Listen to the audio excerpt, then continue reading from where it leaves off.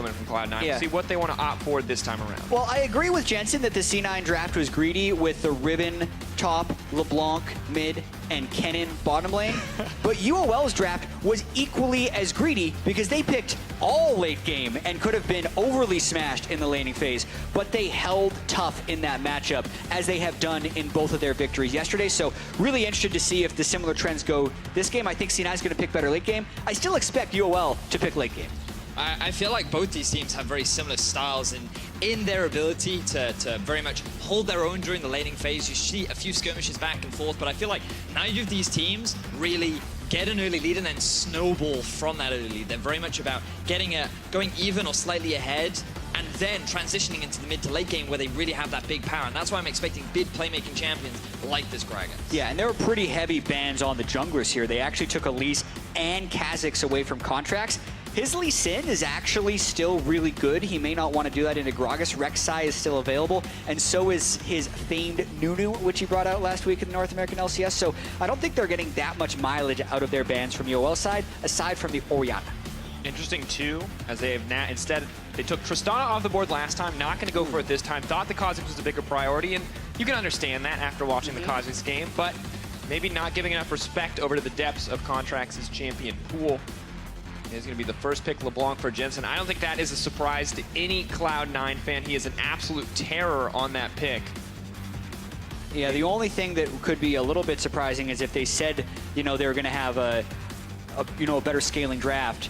Not necessarily the case. They still need to snowball around the mid lane right now. It's something they're very good at, but it definitely means Unicorns can get a scaling advantage with whatever they pick in the mid lane. Now, I feel like the Unicorns, they should look to get themselves an early Tahm Kench right now. With the Braum early logged in, you want to try and guarantee that you have that strong bottom lane matchup at the very least. Fascinating that they would go for a very early Gnar. We have seen them pick up a Gnar in their last series versus the Cloud9, but they did that in the second half of the draft. And the fact that they've locked in their top and mid lane too. Are you seeing something familiar? Yeah, okay, so Dracos? if we look at the bottom, we see that this is very similar. We're missing a Twitch and a Thresh. But we remember that they got just destroyed in the early game, right? And then Cloud9 got a little over-aggressive, gave them a window to come back. I don't feel like this draft won Unicorns love the game. Why fix what isn't broken, eh, Dracos? Yeah. I think it was broken. Yeah. Oh, no. Well, Unicorns love tried and true. They like Exile on the Kassadin, they like Vizicsacsi on the Gnar, and apparently not too concerned about what they'll be playing up against. Both teams have opted for very different strategies here in the first round of picks, so we can expect very different bans in Phase 2. So even if Unicorns of Love's early mid lane laning phase isn't that great, I don't actually think Gnar is that bad of an early laner. It is open to some sort of counter picks, like if Ray wanted to play Aurelia. Riven, maybe? Or like a Riven. A Riven would really smash it, as we saw yesterday. But we're actually not seeing that many differences here, aside from C9 having the Ashe instead of the Kennen, so they can actually force around a winning lane if they get that lane winning. I still like what Unicorns is doing because I think it fits them. Yes, this is very classic Unicorns of Love, and I had a great chat with the Unicorn of Love team earlier on. I was very much like, guys, like... And Vedius also then told us he had a great chat with I Unicorns. But I'm not going to tell you about it. I want to tell this story It's going to blow your minds. So not to set any expectations. Guys! Go! Tell your story, Vedius. So I had a chat because I was very curious about why they put so much emphasis on Blitzcrank and why they're just so willing to pick some of these unique and interesting champions. And when you talk to the players, it's just like, nah, it feels good, right? Like, that is the emphasis. That is the core play style of the Unicorns of Love. Their players just go, you know what? It just feels right. And that's why they so often pick some of these weird champions into matchups that you just don't expect. how long was that conversation? You were there for like 20 minutes. And it was about Blitzcrank, but I just thought I'd give a TLDR because the bans have already come through and it's Dracos' job to run us through them. Well, TLDR, it feels right, folks. Xayah Thresh banned off, Rek'Sai Lee Sin on the opposite side. Cloud9 gonna go with the Rengar coming in here for Contracts. They kind of have to. I mean, look at the jungle bans that got thrown through. That's 4 jungle bans that Unicorns threw at them.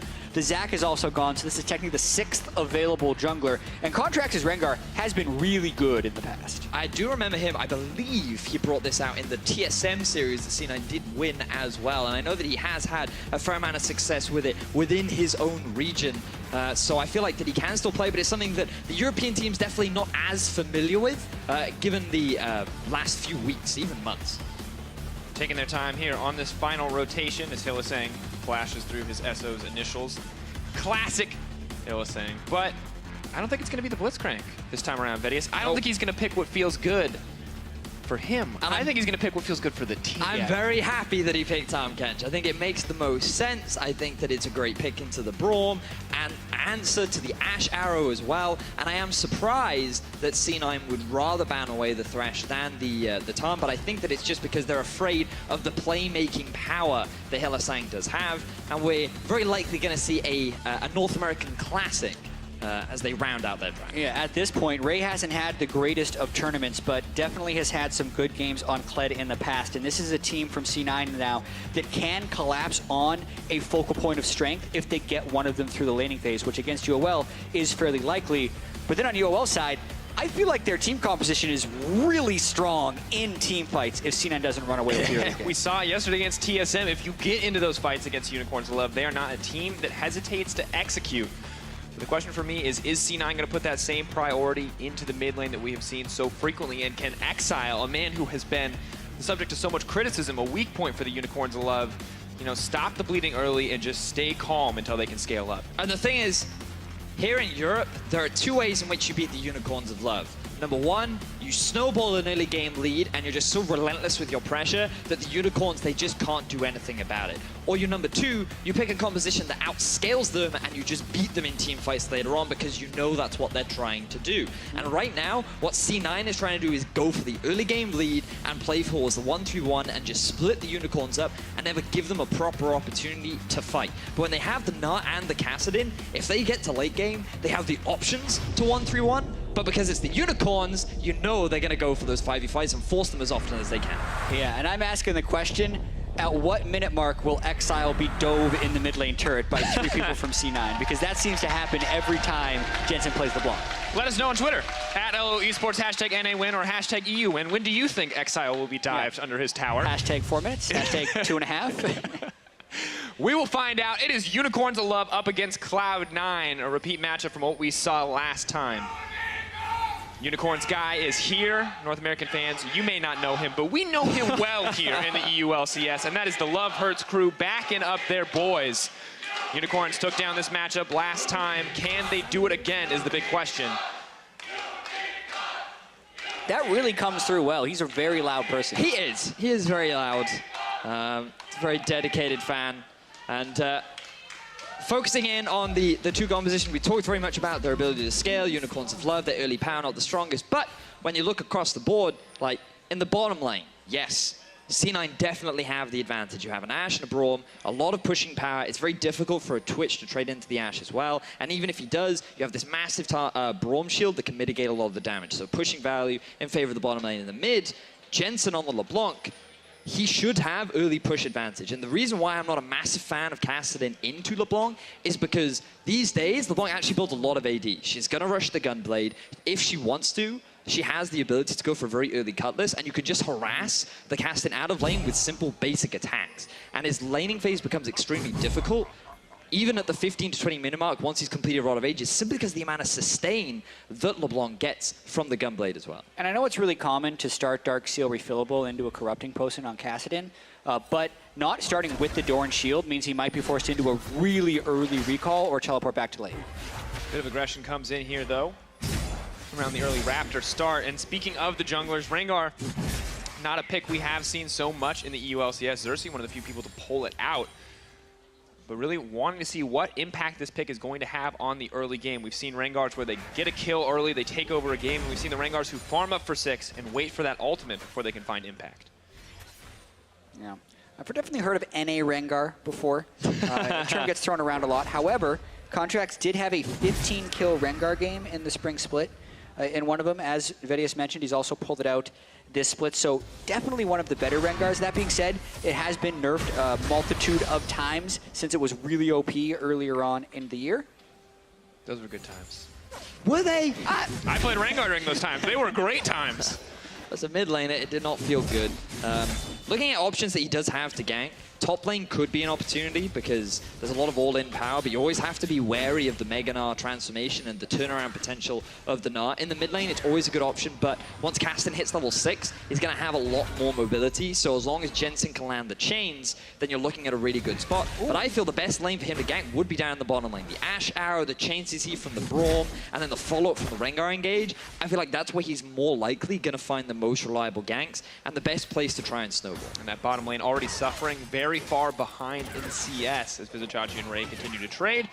Quick Goomba stomp, looking for the proc on that Hyper, and Ray definitely not getting the better of that trade, but as long as he can remount, he should be okay here in the early lane phase as C9 go for the early jungle invade. Yeah, I do think the Kled has to play very aggressive in laning phase, so I'm curious to see where Xerxes goes for his gank. But I do want to point out 2 missed CS Jensen had right before his recall. He missed a cannon minion and a range minion, and then recalled for Dark Seal. But if he would have had those 2 CS, he would have had enough gold for a control ward, which allows him to have a lot more pressure in the mid lane. So those little things can have some pretty far-reaching consequences. I'm surprised Jensen missed both of those CS. Oh, Ray getting baited in. Yordle fight, but there's a fat man from behind, and that is not what you want to see if you're Ray. And he goes, Ray. Oh, first blood gonna drop for the Unicorns Love. I feel like we've seen this before. The Kled goes in, they want to try and get a lot of early trading. They want to take advantage of their passive where they can just get Skull back and then they'll have the health advantage. But by playing that aggressively, by being so forward in the lane, it allows Xerxes to punish him and they get first blood over in the top side of the map. And Ray, 5 isolated deaths already this tournament. He does have 2 solo kills, but continuously maybe looking for those outplay opportunities. Is not going to find it on the top side of the map, and that's going to put him at a pretty decent deficit here early on. However, have to set our sights on the mid lane once again. We're really waiting for Jensen to have that big impact. LeBlanc was and has been his signature pick over the course of the tournament, it feels like. And Exile surviving surprisingly well here in the early game. Yeah, burned his teleport to get back to wave. Jensen walked back to lane. So Exile actually with an item advantage, a second Dark Seal against Jensen, really just trying to survive this laning phase as much as possible. The one thing that does stack with the Dark Seals is the base AP as well as the percentage it increases your health potions by. So his Corruption Potion will give him a huge amount of sustain, and I think he's actually going to be getting out of this laning phase, at least to level 6, from a pretty okay state. And it's surprising given how dominant Jensen has been throughout this tournament, because as an individual, he has been one of the best performing. Just look at his KDA, the fact that he has such a significant CSD, and the thing is, these stats are ranked out of every single player in the tournament. Statistically, he is one of the best performing individuals that we have here at Rift Rivals in 2017. The big one that always draws my attention to those 3 deaths. All of those have happened after 24 minutes. This man has never died in the laning phase. He has never given up anything, it feels like, early on in the game. Always an enjoyable player to watch, and a lot of hype was surrounding both Bjergsen and Jensen as they came over to the European side, got to play against their European brethren, and so far they've certainly had a number on a lot of European mids. Been a bit grim for the European squads in the mid lane, but Jensen maybe now looking to get more aggressive, contracts invading the jungle as well, and C9 starting to put down a decent amount of pressure here onto the Unicorns. Yeah, I do think one thing for C9 that hurts them being able to play like super aggressive in the early game is the fact that they were pushed into that Rengar in the jungle. Contracts isn't going to have his most effective gank until he hits level 6. Being able to get some counter jungling off and some deep wards is good for C9, but I mean, look what's happening in the top lane. It's a travesty at the moment. They're down 20 CS. Basically, Vizicsacsi is Jensening Ray, as what Jensen has done to other mid laners. So is that the term now, Jensening someone? Yeah, when you completely destroy their soul in laning phase.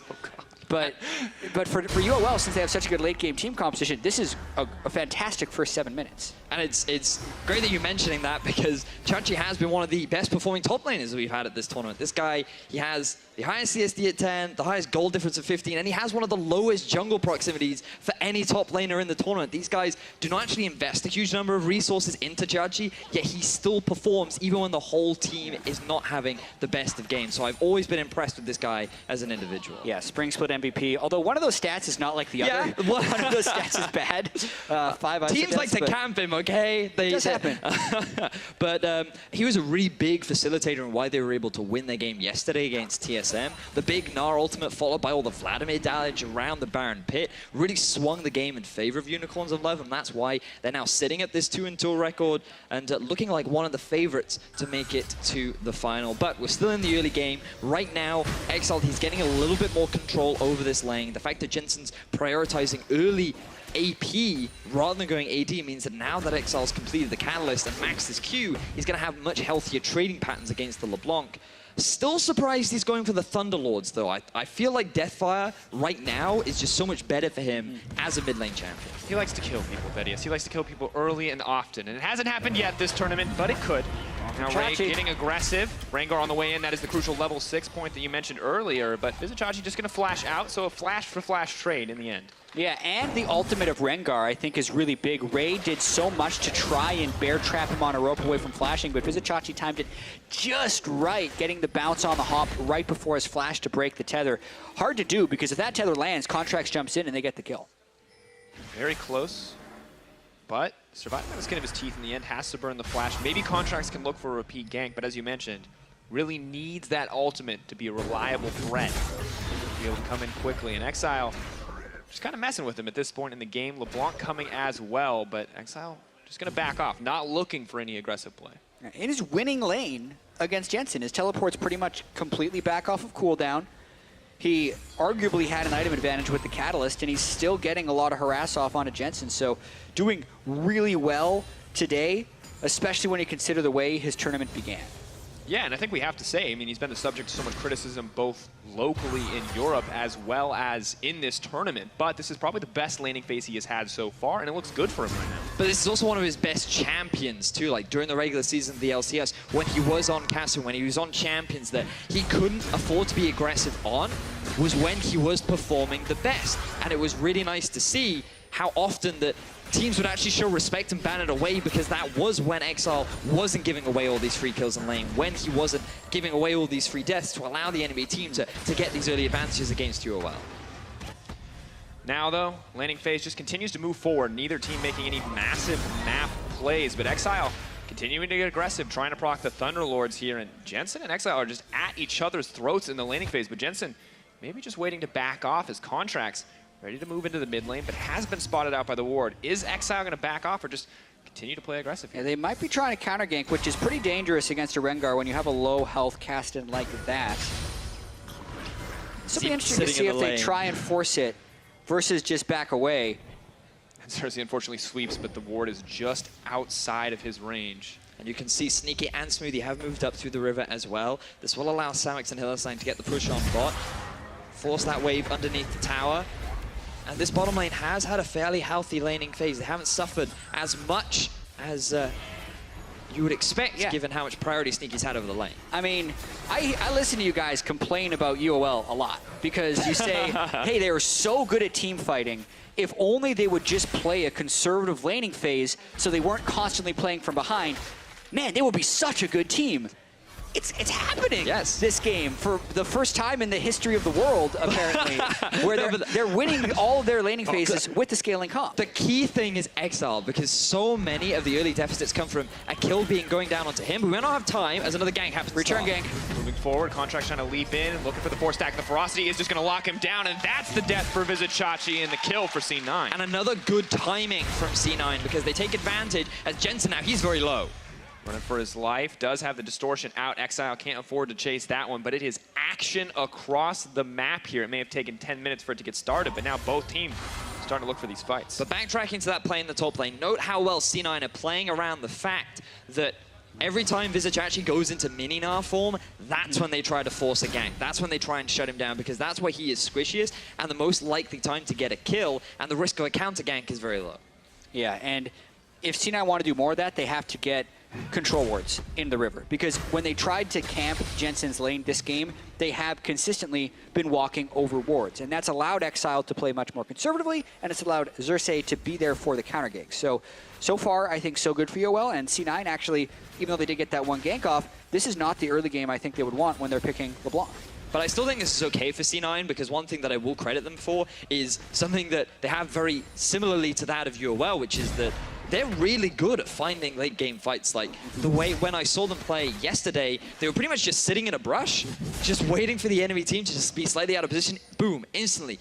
getting a really positive fight for them, catching targets out of position, and it was simply a matter of just having really good vision control and knowing exactly when they can make plays happen. And with Sneaky on this Ashe, with Jensen on this LeBlanc, I think there's a huge amount of pick potential that they could try and take advantage of as the game progresses. And they're continuing to pressure forward, knocking down a little bit of damage onto that tower, but the CS remains relatively even. Samic's actually pulling out to a small lead, and bot lane just has not been the center of action for either of these teams. More focus on the top side from both junglers and kind of just waiting for this one to blow up. Jensen here may be the trigger. But there's a ward. C9 getting warded so consistently. Not something we normally praise Unicorns of Love for, early vision control, but they have been incredibly diligent, and Xerxes especially, in placing down that early vision. Yeah, it does feel like C9's wards have gotten a little bit better. We talked about stylistic tendencies in the early game, how UOL usually just kind of goes over-aggressive and gives up a lot of deaths. This is more of a C9 style of early game, where they actually haven't jumped out to huge leads against teams, sometimes actually just accept small deficits, because as Vedia said, they're very good at forcing fights in the mid and late game. Stylistically, actually, you don't think that matches up super well with UOL, though, because UOL are the king of forcing fights in the mid lane over in Europe. So that's why it's exciting, Jack. I'm really interested to see when and how this game explodes open. Waiting for it. Neither team looking to contest the draw, or rather, UOL not looking to contest the Mountain Drake. Xerxes throws in a cask, and that means C9 gets in the end. So a small advantage to C9, but no big skirmishes, no big fights. We have a single gank on the top side of the map, two rather.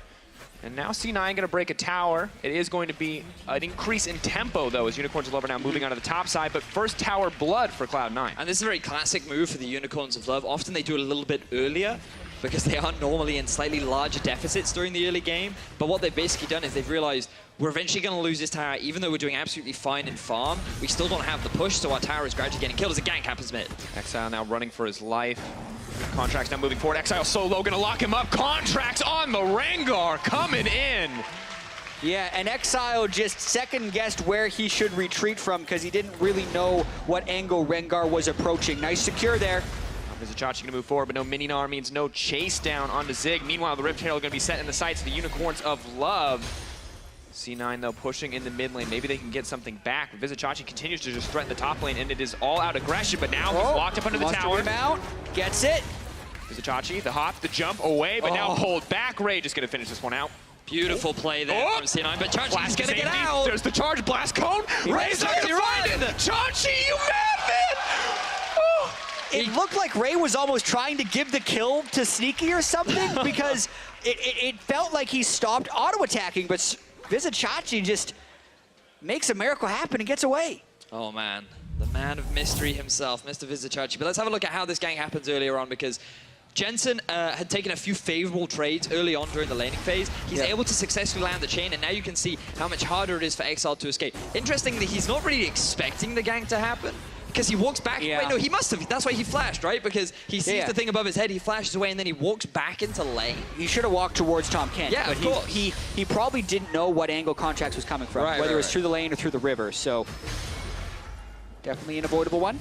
Yeah, now the trades just continue in the middle lane. You can see Vizicsacsi, but Jensen now firing back, as you mentioned, the Gunblade. Pretty big part of this build.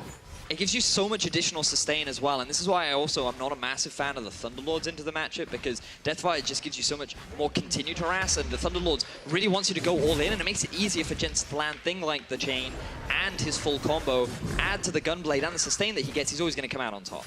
Ray and Jensen now setting their sights on that middle lane. The Herald still available for Xerxes and the Unicorns of Love, but now the tower score is evened up, and the gold just about dead even across the board. Surprising to see Unicorns of Love, a team who struggled in the early game, go so even, and C9 and UOL just feel like they're poised for an insane mid game. But now the map has opened up with the mid tier 1 down, the bottom tier 1 down. The only thing that C9 are really looking to play around is that tier 1 in the top lane, but it also gives the freedom for Jensen to move around the map. Yes, he'll stay mid to try and keep this tower healthy, but the reality is he has a teleport available. It's very easy for him to come back should he need to, but also this is a great opportunity for C9 to try and make plays happen. They have the Ashe Arrow, the Rengar ulti, and the damage on LeBlanc. It means that you will have to be very careful with their vision, which if you just look at the minimap right now, is heavily in the favor of C9. Yeah, and I think UOL would be okay as long as they can fight around Gnar. It's a 54 CS advantage at this stage in the game. I still don't feel like any teams have an answer to Vizicsacsi's Gnar. He's now played it 3 games in a row. The Kled certainly does not seem like one. Here's the Herald, though. They want to push. Moving forward. Minwave not there to back him up. They're just going to rely on the immediate damage and the Rift Herald to tank this one out. Chachi is Mega, so it's not a great time for C9 to force. Be careful. Counting down, maybe waiting out the duration on the throw hunt. Don't think he has Look at enough Kled, time. look at Kled. Arrow goes another Vizicsacsi. He's about to turn many. Perfect timing from Cloud9, but that is the interrupt. In comes the charge onto the backside. Exile in trouble. They're looking to take him down. Exile going to drop. Now Ray is on the front lines running face first into Samux. He's going to get dismounted. Smoothie going to try to back it off, and Unicorns are going to pull away, but that is the kill in the favor of Cloud9. Suddenly, though, Xerxes moving forward. Jensen backing off. Hylissang going in alone, and he's going to pay with his life for that one.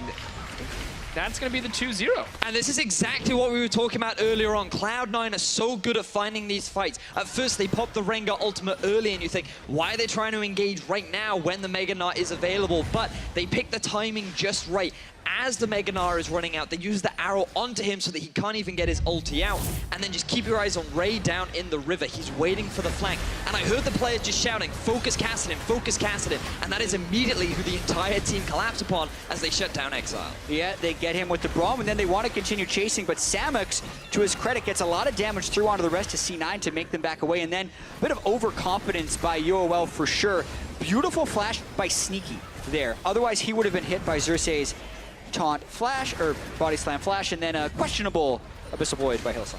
And another thing that Chachi was telling me earlier in the day was, you know, sometimes you just got to flash in. And I feel like this is not one of those times that it's saying, like, there could have been a great opportunity for you to just chill out, relax. You went okay in the fight. You only lost 1 member. You should have just disengaged. And in his defense, he started channeling the Abyssal Voyage as Xerxes was going in. I think he was convinced the body slam was going to land, that they were going to turn the fight in their favor. But the second that flash from Sneaky that you noted comes out, things fall apart and the fight turns against them. And that means another Dragon dropping in the favor of Cloud9.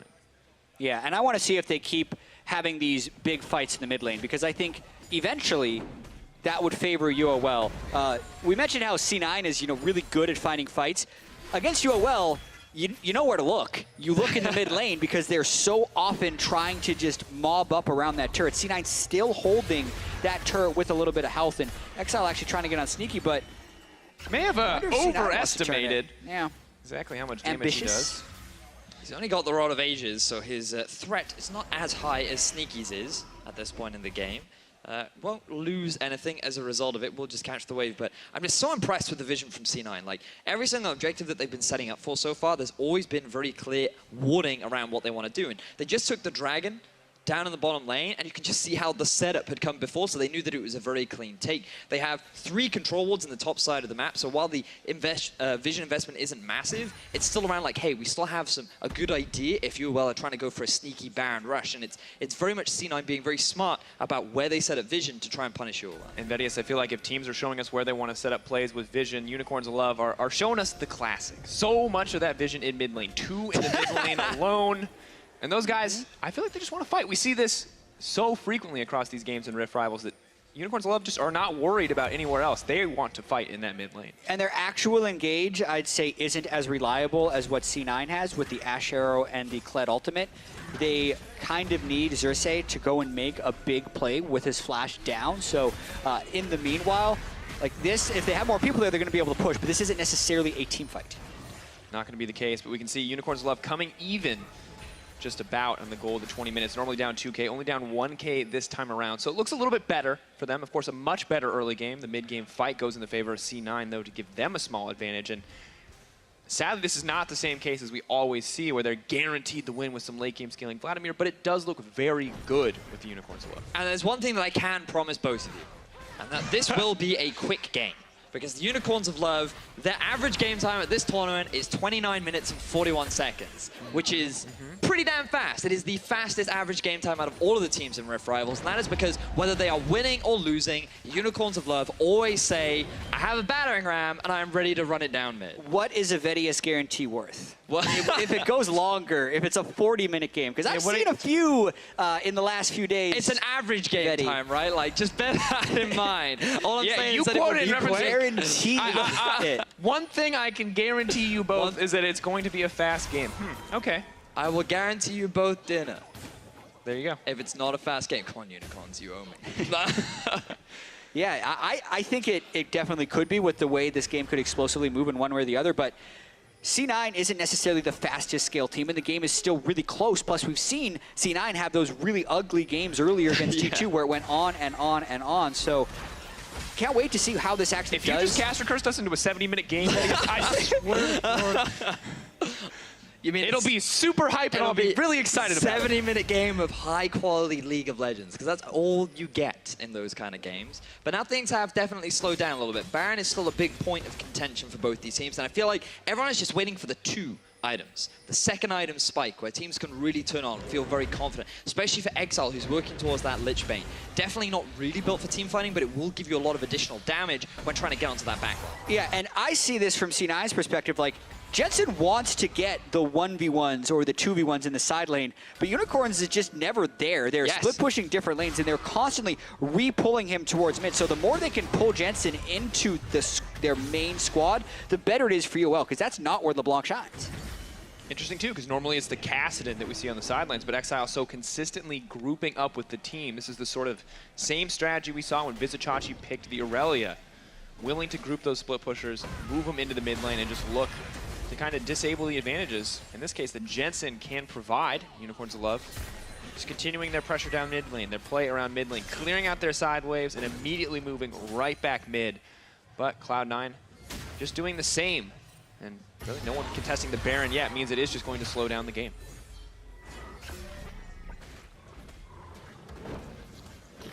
I like Righteous Glory on Xerxes as well.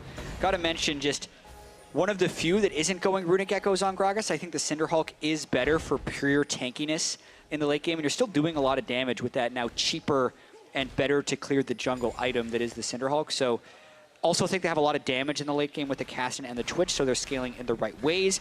I would like to see them actually do something like a double Knight's Vow between the Gragas and the Tahm Kench as their 3rd and 4th items, probably after Xerxes builds up a locket on Gragas. So I do feel like they're team fighting for a lot of reasons, champions as well as items, will scale better if they can continue to keep this game stalled. C9's not making any headway with these split pushing games. Jensen's never getting to fight people. But there are pings in the middle lane. You can see Rengar hanging off or towards the side. Jensen, he has just had to clear out this top wave. And remember, this double TP. Right now, there's no deep vision investment from the side of C9, so it's going to be difficult for them to get the same kind of flank that they had before. But just look at the lack of vision coming out from the Unicorns of Love. It should mean that if Ray wants to walk over, UOL will not be able to easily spot him out. When we look at the awkward position that Cloud9 are in as we get later into the game, the Gragas with the cask, he may not have the damage, but he has the disengage for these picks. Like the Rengar, like the Kled on the top side of the map, the Braum is, or not the Braum, rather the Tahm Kench as well, who can interrupt a lot of the assassination potential that Rengar and LeBlanc bring. And C9 can't find some skirmishes or some greater advantages. It does feel like Unicorns of Love are just going to be the Here team that comes wins Jensen. out on the stall. But not going to stall for much longer. The double bounce coming in for Vizicsacsi. Range extended on this patch. May not be the These are biggest the factor. fights C9 wants when they're not fighting the majority of UOL. Wallop comes down. Kled charging in. Is going to find no way Xerxes, out. not the target that he wanted. Vizicsacsi tries to throw him back. Boulder goes out as he switches to Mini, and both teams just going to back away. Yeah, I think Ray actually had instant regret after casting that ultimate because the rest of C9 wasn't going to engage, but it does buy them time to get a Mountain Drake. Are Oh! they going to get it, though? Yes. No steal. Cloud9 secure the second Mountain Drake for themselves. That will make it easier if they want to pressure the Baron. Will make it much easier to contest those major objectives, but still have to find that pick or that fight before they can get there. We did see earlier on in the day the EU teams not the best at contesting around these dragons, but they are still willing to fight you for your towers. So while C9 were backing away from that objective, it gave UOL the path towards that tier 1. So now the entire map has opened up. It will give UOL the freedom to get the deep vision down if they want to try and make a play. And looking at some of the ultimates that are unavailable right now, Ray doesn't have his ulti, Contracts doesn't have his ulti, and while Chachi also doesn't have his ulti, the fact that Mega Gnar still has a fair amount of CC, I feel like this would be a good time if you all want to try and force a fight. And the thing about the Gnar, that Mega Gnar ultimate is really short cooldown. due to the constrictions of the form swap. You know, you're gifted with that low cooldown, and now Vizicsacsi going to have it again pretty soon. Yeah, and I think it's going to move towards a Baron game now. I mean, double Mountain Drake for C9 gives them a lot of threat over the area, but that's also kind of what UOL is waiting for. They're waiting for C9 to break out of this 1-3-1 pattern so they can force a 5v5. We talked before about how they need Xerxes to get the initiation, so they'd actually need C9 to be grouped up around Baron for something like that to happen. Once again, 27 minutes, 30 seconds into the game with UOL having only 1 kill. Rather peculiar, but yeah, I still think it's okay for them in the grand scheme of things with their late game team fighting. You look at the damage dealt to champions this game, and we have to remember, this isn't really from team fighting. This is just from Gnar poking in lane so consistently, the LeBlanc and the Ashe poking out as well, because there just has not been a ton of action anywhere. Yeah, really has been quite a slow game, but also very much what, as Jack was saying earlier, you more expect from C9 playing more of the slower early game, not necessarily building a lot of their leads from all this immense early jungle action. It's not the most common thing to see Jensen get like 4 kills against Caps after the jungle and the support gank there like 3 times in a row. So this is a little bit more standard. And now that like we're approaching the 30 minutes, I really am expecting a big fight. Smoothie getting aggressive. Out comes the ultimate from Rengar. Maybe this is the engage option. Samick spat over the wall. They are going to look for the pick onto Hylissang. He pops the thick skin and flashes right over Vizicsacsi looking for the disengage. Ray not going to connect with the ult, but Hylissang is going to get popped. And now Cloud9 is moving forward. Contract's going to try to lock him up, but it's Samick untouched in the backline. The Twitch looking for the turn and burn, and here comes Exile. Smoothie running for his life. The Rift Walk from Exile. The slow not going to be enough. Exile on the front lines. Vizicsacsi throwing the boulder. Cloud9 getting destroyed. And Cloud9, they overcommit to a fight, and Unicorns of Love are able to find the turnaround in that narrow choke point. Massive team fight swing, 4 dead for C9, Baron going to Unicorns of Love. And it's deja vu all over again for C9. In the first game against UOL, they said they had control. They lost 1 team fight. UOL got Baron, and it was over. So 2 of the 3 things have happened here. The mid-game team fight goes to UOL, and they get Baron. Now the question will be, can they end after so much of the game being passive?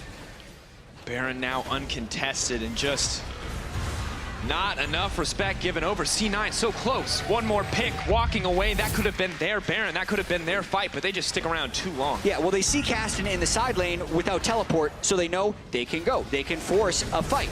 They get a lot of damage onto Hylissang. They burn summoner spells across the board, but they commit almost all their damage onto Tahm Kench and then trap themselves in this really small corridor where they've used everything, and Twitch can then free hit. And by the way, Exile is now here, so it's no longer a 5v5. C9 walk right into a very small space against a Twitch and Kassadin, and they pay the price. Yeah, man, what a great fight from the Unicorns of Love. Really getting a fantastic turnaround, and now they are feeling confident. They are feeling good. Look at how much free damage Sax is able to get on the back line. And it's the Hylissang classic, just being like, oh no, I'm out of position. And often he'll pay his life for it, but sometimes it can also be the ultimate bait in order to get the team fight win for the Unicorns of Love. Now they've equalized the kills. Now they have the Baron. Let's see if they play the 1-3-1 or whether or not they just go back to mid lane and try and force another fight. It's a bad news when you're Assassin in the mid lane, you're Pseudo-Assassin in the jungler on that Rengar, when they can't kill targets in a timely fashion, and Kassadin gets to walk all the way from top over into the middle of the fight. Things looking a bit grim for C9. Now, they're not out of this one yet. A lot of it is going to depend on what Unicorns of Love can do with this Baron and Vedius. Kassadin now committed to the side lane, not quite as predicted. Unicorns of Love running down mid.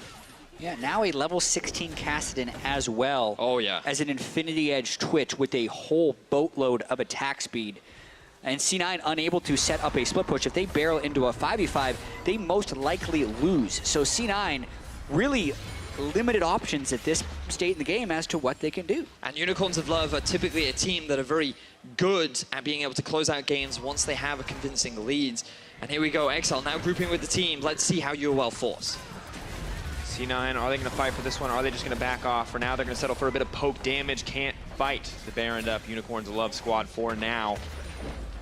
Wards available for TP flanks. Not too many on the side of C9. And don't think this is the fight they'd want to take anyway at this point in the game. And it's a sorry state of Mountain Drakes for NA this tournament. I feel like there has now been at least 3 games where the team gets 2 to 3 Mountain Drakes, but then they're just not utilizing it properly. In this game in particular, C9 wasn't playing around Baron.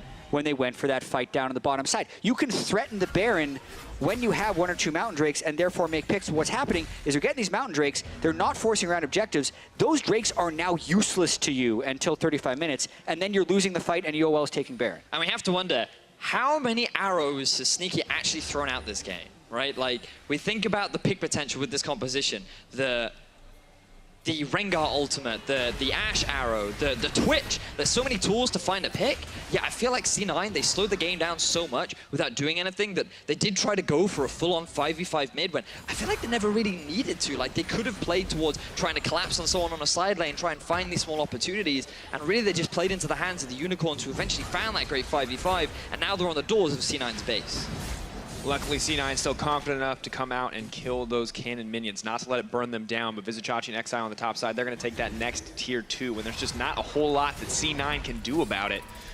Rene gets a bit aggressive with that bear trap on the rope. Vizicsacsi taking some poke damage, and Jensen just using the most of that LeBlanc kit that he can. However, this is just looking so grim for the side of C9, but with Baron buff slowly ticking away, suddenly a little bit more on even footing. The 5K gold lead for Unicorns of Love is massive, no doubt there, but C9 may be able to find an avenue back. And I do think UOL has played really well. In the other wins they had yesterday, they made a bunch of head-scratching plays in the early game, and then they played the team fights well, yes, but oftentimes it felt like it's because the other team was, you know, doing something silly, and then UOL punished them. But here, they've known they have this scaling advantage the whole time. And I can't think of one instance where they made an over-aggressive play. Yeah. So who is this team that showed up on day 3 of Rift Rivals? Because it's telling us that it's Unicorns right now, but based on the early game, it just feels completely different. It's refined. They just refined it in a day. One day. Day That's 1, all it takes. lose all the games, Manager All right, shaves his figured head. it out. Now it's 2-0, and now they're looking to head at least to another win to start Jensen. One more auto, the flash away to stop the expunge. Exile now has to run for his life. He's exhausted. Ultimate not going to connect. The slow animation. Here comes the collapse. Suddenly Vizicsacsi on the back line. He's stunned up. They don't have the damage to kill him, and now Exile's leaping forward, but Ray is coming in with that charge. Who's he going to latch onto? It's Vizicsacsi in the mini-Gnar. Exile goes golden, but Hylissang can't devour him, and he gets stunned up before he can. C9, this might be the fight that they need. Samux now leaping forward. That's the spray and pay, the double kill for Sneaky. The Ashe is looking to turn this back. Xerxes on the backside. He's trying to kill Jensen. Can he get the damage down? Yes! Now Vizicsacsi in Mega-Gnar. He is running forward. Ray has remounted, and suddenly Unicorns of Love are starting to lose. But it's Samux with the turn and the burn and taking down the opposition. Unicorns of Love hunting for a bit more, but at the end of the day, that's a 3 for 2. A bit of a sketchy team fight to start off, but Samux comes in for the cleanup. Ends finishing off with a 3 for 2, going in the favor of Unicorns of Love. Unlikely that they'll be able to turn it into any significant objective, but still a team fight win for the Unicorn. Yeah, Samux is doing so much damage, and it took a while for him to arrive to that fight. That was about the best fight that I think C9 could hope for, where they get a long time before Twitch arrives, and they make Exile use all of his Rift Walks in retreat rather than going for Sneaky. The Ashe Arrow not landing at the start actually misses a lot, and then they then missed a bunch of skill shots on top of that. So the idea of the fight was good. Missing the skill shots, not the best form of execution, but on top of that, towards the end of the fight, I think Sneaky actually played this really well, kiting back from a lot of spells. Yeah, I was really impressed with his constant, really good positioning. Like, he's always keeping on the edge.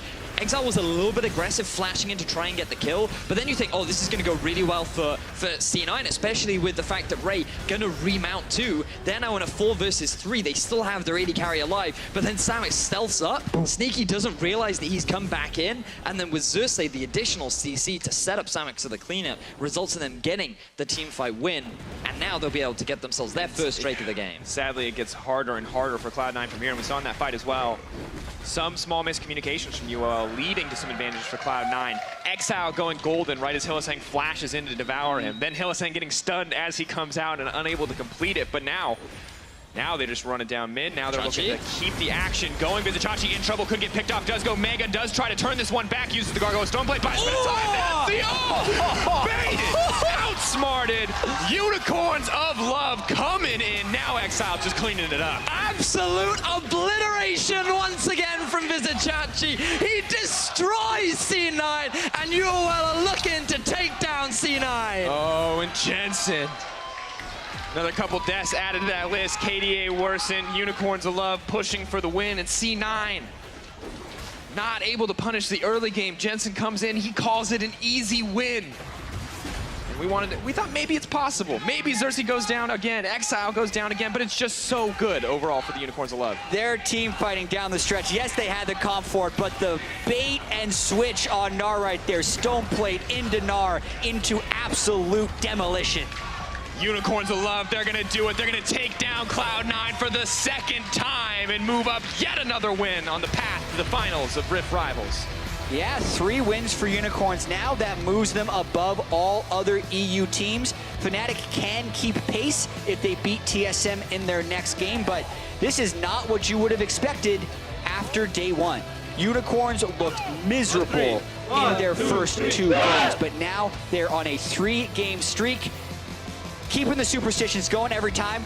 Bald head, all the hands on it. Shave the his cheer. hair, that's what was holding them back. Every time they do that after a game, they win the next game. Oh, man. Speaking of trends. It was all about the initial sacrifice for the later success. But what this also means is that G2 are now out of contention for the finals. It is a battle between the Unicorns of Love and Fnatic. And given the consistent dominance of G2, so many fans are excited now to see what can be brought to the finals of here in Europe, because the Unicorns, yes, they had a rough day 1. They seemed like they still had the same issues as before, but when you allow them to play their style, my God, this team is destructive. Yeah, and that's the thing, is they have been improving at a rapid pace if you look at their games across Rift Rivals, because even at the start of the day, you're thinking, okay, if Unicorns make it to the final, then that's really not that exciting because they've been losing every early game and it's just kind of random that they're winning the games. But this game, where they stayed even for all of the early game, knowing they had the late game scaling, and played it right. I mean, that's a team you can start kind of getting behind and thinking they have a good shot if they make it to the finals. It was so clean in the early game. We talked about division, something that we're so critical of for Unicorns of Love, and for good reason. They give up so much in the early game, often because of that lack of vision. They saw everything Contracts tried to do in the early game. Every gank, spotted out before he could make it happen. They played around the throw of the hunt with so much respect.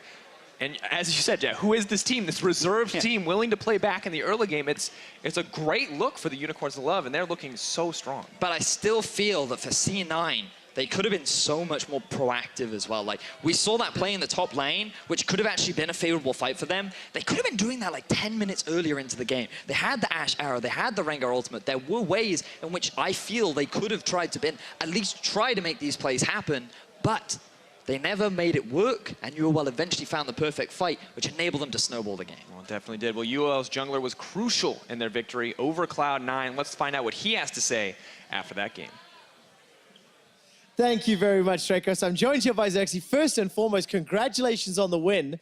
Thank you. I am going to quote you on something you said off camera.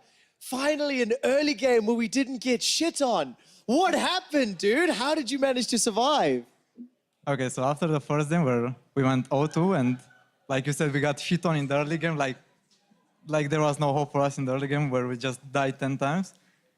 We had like a talk, and everyone was serious about it, and then the second game, like the second day, we go 2-0.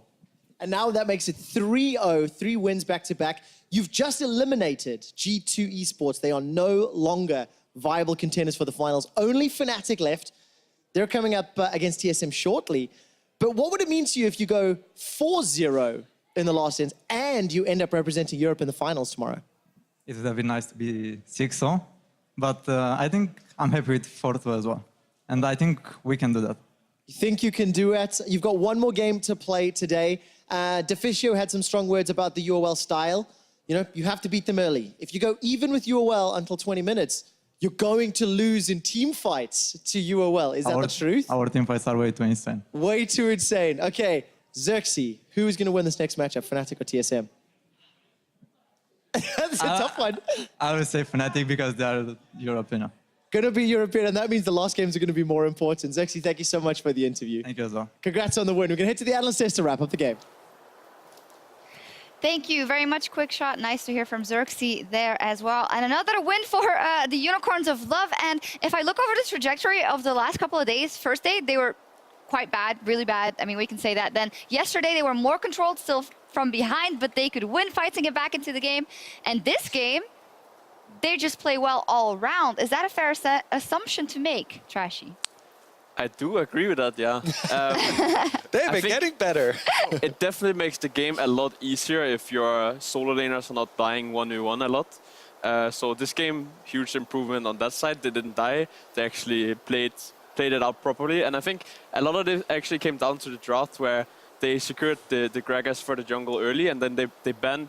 C9 didn't pick up the jungle pick in the first phase, and then they had to pick Rengar, which is more of a scaling pick and can't really punish pre-6, so they couldn't really punish the lanes of UOL, and that really helped them. Oh, and C9 first picked LeBlanc, who ended 1, 2, and 2, by the way. Yeah, and like Trashy was talking about, helping a lot with the solo laners doing well in the early game. Not only did they not lose, but Vizicsacsi actually smashed Ray after the one gank that he got from Xerxes super early on. A huge CS lead.